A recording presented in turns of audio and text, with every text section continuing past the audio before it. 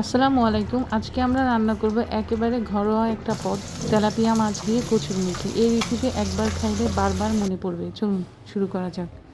মাছগুলোকে আমি ভালোভাবে কড়া করে ফ্রাই করে নিয়েছি। আর মাছগুলো কড়া ভাজা হয়ে গেলে আমি সেগুলোকে তুলে নিচ্ছি একটি বাটিতে। আর এই দিক দিয়ে আমি একটি প্যানে মশলা আগে থেকে কষিয়ে নিয়েছিলাম।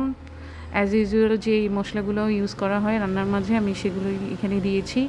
তার মধ্যে আমি মশলা ভালোভাবে তেল ছেড়ে কষিয়ে আসলে এর মধ্যে কচুরমুখী এবং আলু কেটে রেখেছিলাম তা দিয়ে কষিয়ে নিয়েছি। খুব ভালোভাবে কষিয়ে নেওয়ার পরে এখন আমি এখানে পানি দিয়ে দিচ্ছি। ঝোল পরিমাণ পানি আমি এখানে দিয়ে দিয়েছি।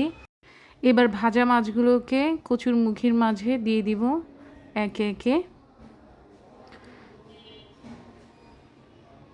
একে একে সুন্দর করে আমি এখানে বিছিয়ে দিব এগুলোকে।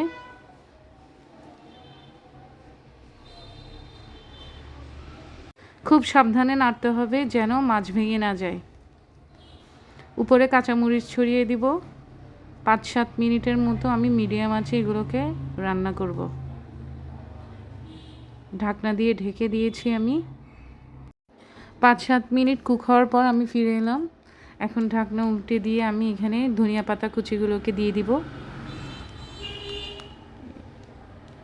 অনেক চমৎকার একটি গন্ধ ছড়িয়েছে। তেলাপিয়া মাছ আর কচুরমুখীর এই মজাদার পদ গরম ভাতের সাথে দারুণ খেতে লাগে। ভিডিওটি ভালো লাগলে লাইক, শেয়ার ও কমেন্ট করতে ভুলবেন না।